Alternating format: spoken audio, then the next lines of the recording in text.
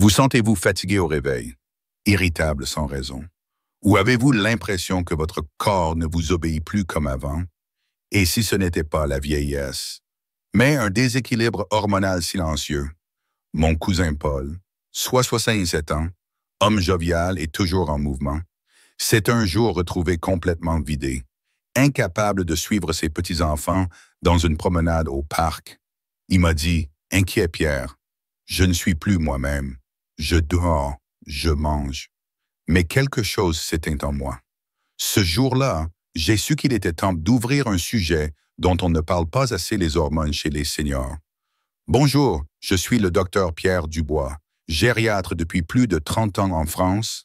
J'ai accompagné des milliers de patients à retrouver leur vitalité après 60 ans, sans médicaments lourds, simplement en écoutant leur corps et en rééquilibrant leurs hormones avec douceur et nature.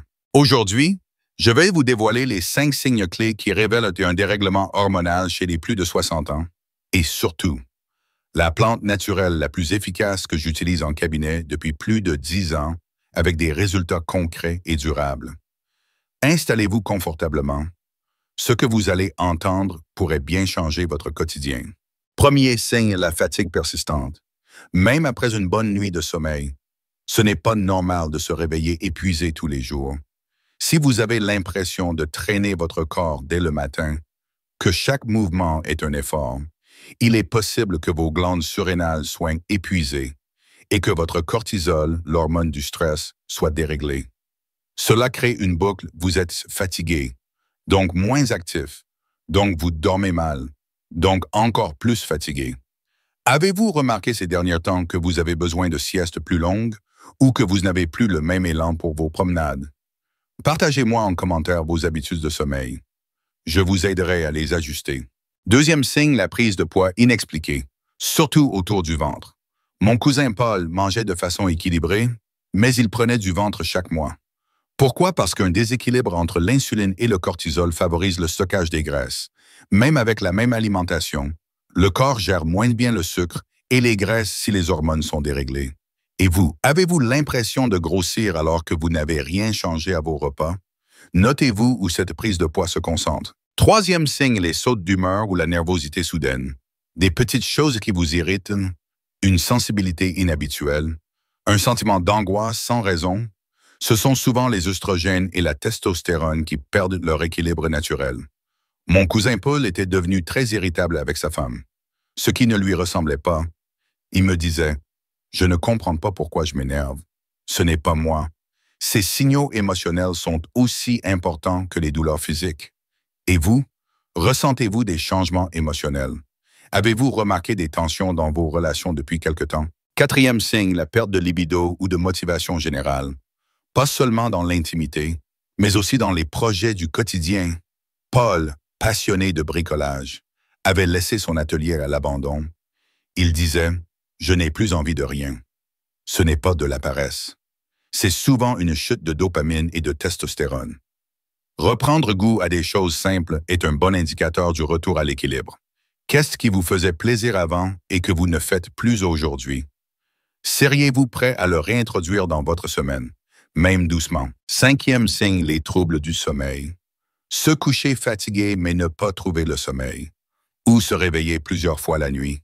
Avec un esprit agité, le sommeil est régulé par la mélatonine, elle-même influencée par le cortisol et la sérotonine. Si ces hormones sont déréglées, le repos devient un combat.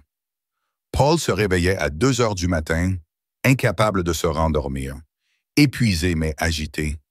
Avez-vous ce genre de nuit hachée? Combien d'heures dormez-vous réellement par nuit? Notez vos réveils nocturnes pendant une semaine pour mieux en parler. Heureusement, il existe des solutions simples et naturelles. Parmi toutes les plantes que j'ai étudiées et testées au fil des années, une se distingue particulièrement, la maca du Pérou. Elle agit en douceur sur l'axe hypothalamo-hypophyso-surrénalien et favorise un meilleur équilibre entre les hormones sexuelles et le cortisol. Ce n'est ni un stimulant artificiel, ni un placebo. C'est une racine adaptogène puissante, connue depuis l'époque des Incas. Pour Paul, cela a été un tournant.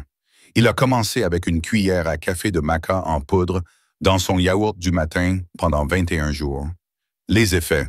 meilleure énergie, sommeil apaisé, humeur stable et retour à ses projets de bricolage. Je vais vous donner maintenant ma routine équilibre hormonal en 7 jours, à appliquer chez vous chaque matin vers d'eau tiède, respiration profonde, 5 minutes, plus maca dans le yaourt ou smoothie, déjeuner protéines légères poisson, œufs, lentilles, légumes vapeur, 1 cuillère d'huile de colza, après-midi marche de 20 minutes, plus infusion de thym ou sauge.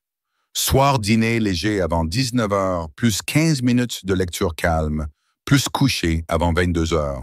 C'est simple, répétitif et surtout très efficace. Êtes-vous prêt à essayer? Quel jour allez-vous commencer? Notez-le dans votre agenda. Les résultats pour Paul ne se sont pas fait attendre. Après 2 semaines de routine, il m'a appelé en riant Pierre, j'ai réparé la vieille étagère dans le garage. Ce qui peut sembler anodin était pour lui un vrai retour à la vie. Il m'a confié qu'il se sentait reconnecté à lui-même. Plus patient avec sa femme, plus motivé à sortir. C'est là qu'on comprend que l'équilibre hormonal ne touche pas seulement le corps, mais la qualité de vie, les relations, le bonheur intérieur. Les hormones sont comme des chefs d'orchestre invisibles quand elles sont en harmonie. La musique de la vie est fluide, agréable. Quand elles sont en désaccord, c'est le chaos intérieur. Une autre astuce que je donne souvent à mes patients est d'éviter certains aliments perturbateurs hormonaux. Le sucre raffiné, les produits transformés riches en graisses hydrogénées et l'alcool en excès dérèglent les glandes endocrines. Pour Paul, nous avons simplement remplacé les biscuits industriels par une poignée de noix et un fruit, et réduit le vin rouge à un verre tous les 2 jours. Ces petits ajustements ont eu un grand effet. Et vous, quels sont vos petits plaisirs alimentaires au quotidien? Pensez-vous pouvoir en modifier un seul pour débuter? Je recommande aussi de faire appel à des plantes complémentaires, à la maca, la sauge officinale. En tisane le soir, aide à équilibrer les oestrogènes et apaise les bouffées de chaleur. Le ginseng rouge, en cure courte, redonne du tonus, et la rhodiola, le matin, régule les pics de stress. Ces plantes sont disponibles en herboristerie ou en pharmacie naturelle. Mais attention, ne les prenez pas toutes en même temps. Une seule plante, bien choisie, suffit à initier le processus. Avez-vous déjà testé des tisanes médicinales? Laquelle préférez-vous et pourquoi? L'autre levier fondamental, c'est le rythme de vie. Un sommeil régulier, une exposition à la lumière naturelle dès le matin, une activité douce quotidienne, tout cela envoie des signaux clairs à votre cerveau pour qu'il régule vos hormones. Paul a commencé à sortir 15 minutes chaque matin pour saluer ses voisins, sentir l'air frais, bouger ses jambes. Il m'a dit, cela vaut toutes les vitamines du monde. Et vous, à quel moment de la journée pourriez-vous prendre ce temps pour vous matin, après-midi ou soir? Enfin, l'aspect souvent négligé mais essentiel, l'écoute de soi. Prendre 5 minutes par jour pour noter son état d'énergie, son humeur, son sommeil, permet de repérer les cycles, les améliorations, les rechutes. C'est un outil précieux pour dialoguer avec votre corps. Voici ce que je recommande dans un petit carnet le matin. Notez sur 10 votre niveau d'énergie au réveil. À midi, notez votre concentration. Le soir, votre niveau de calme ou d'irritabilité. En une semaine, vous verrez des schémas émerger. Et cela vous redonne le pouvoir. Je veux que vous compreniez ceci profondément. Vous avez la capacité d'agir, quel que soit votre âge. La médecine moderne nous a fait croire que seules les pilules ou les traitements lourds pouvaient nous aider. Mais la science redécouvre aujourd'hui ce que nos anciens savaient déjà, le corps est intelligent. Il peut se réguler si on lui donne les bons signaux. Et ces signaux, ce sont l'alimentation, les plantes, le repos, le mouvement, l'amour. Paul n'est pas un cas isolé. J'ai vu des dizaines de femmes et d'hommes entre 60 et 80 ans renaître avec ces méthodes simples. Je me souviens de Madame Lerwain, 74 ans, qui souffrait de bouffées de chaleur et d'insomnie depuis des années. Elle a commencé avec une infusion de sauge chaque soir, puis a repris le yoga doux 1 fois par semaine. En 2 mois, ses nuits se sont transformées. Elle m'a dit, je n'avais pas besoin de plus, juste d'écouter ce que mon corps demandait depuis longtemps. Alors maintenant, je vous pose la question, qu'est-ce que votre corps vous demande en silence? Quelle petite voix ignorez-vous depuis trop longtemps Et si vous commenciez aujourd'hui, ici, maintenant, avec un seul geste, choisissez votre point de départ, maca le matin, tisane le soir, respiration consciente, marche douce et engagez-vous pour 7 jours. Vous verrez, quelque chose changera. Revenons à Paul. 2 mois après avoir commencé cette routine, il est revenu me voir au cabinet. Il s'est assis, le dos droit, le regard clair, et m'a dit « Je me sens à nouveau utile. Je suis moi. » Mais en mieux, il avait retrouvé non seulement son énergie physique, mais aussi la paix intérieure que beaucoup cherchent en vieillissant. C'est ce que j'appelle le vrai équilibre hormonal, celui qui réconcilie le corps, le cœur et l'esprit. Et cela ne vient pas d'un miracle, ni d'un médicament magique. Cela vient d'un choix quotidien. Le choix de s'écouter, de prendre soin de soi, de dire oui à la vie. Et vous, où en êtes-vous dans cette décision? Qu'est-ce qui vous empêche aujourd'hui de faire ce petit pas, le doute, la peur de l'habitude? Je vous le dis avec tout mon respect, ce corps qui vous a porté pendant 60, 70 ou 80 ans mérite qu'on lui offre de la douceur, de la présence et une chance de s'auto-réguler. Et vous méritez de vous sentir bien. Pas comme avant, mais mieux. Autrement, en accord avec votre âge, votre histoire, votre sagesse. Pour finir, permettez-moi de répondre aux 5 questions que l'on me pose le plus souvent après cette vidéo. 1. La maca est-elle vraiment efficace pour tous? La maca agit différemment selon les personnes, mais dans 70% des cas, mes patients notent d'un mieux-être général après 2 à 3 semaines. Elle est particulièrement utile pour soutenir l'énergie, la libido et la stabilité émotionnelle. Essayez une petite dose quotidienne, 1 cuillère à café de poudre, pendant 21 jours avant d'évaluer.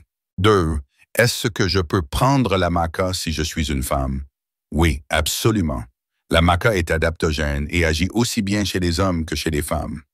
Surtout après la ménopause, elle aide à réguler les hormones sexuelles de façon naturelle et soutient l'humeur. 3. Quelle est la meilleure forme de maca? La maca en poudre bio est idéale, à mélanger dans un yaourt, un smoothie ou un peu de compote. Pour les personnes sensibles au goût, les gélules sont une bonne alternative, à condition qu'elles soient sans additifs et de qualité certifiée. 4. Y a-t-il des effets secondaires ou des contre-indications? La maca est bien tolérée dans la majorité des cas. Évitez de la prendre en cas d'hyperthyroïdie ou de traitement hormonal lourd. Sauf avis médical, commencez toujours par une petite dose pour observer votre réaction. 5. Dois-je arrêter mes médicaments si je commence la maca? Non. La maca ne remplace en aucun cas un traitement médical. Elle est un complément, un soutien naturel. Continuez vos traitements habituels et informez votre médecin si vous ajoutez des plantes à votre routine. Voilà, si vous êtes arrivé jusqu'ici, c'est que vous avez déjà fait le premier pas, vous informer, vous ouvrir à une autre manière de vieillir, plus douce, plus consciente, plus alignée avec la nature et votre corps. Ce n'est pas une question de révolution, c'est une réconciliation. Je suis le docteur Pierre Dubois et je vous invite à rejoindre ce mouvement de mieux vivre après 60 ans. Commencez dès aujourd'hui avec un geste, une plante, une marche, une respiration, et dans quelques semaines, c'est peut-être vous qui me direz « Je suis moi, mais en mieux ». Prenez soin de vous. Vous le méritez.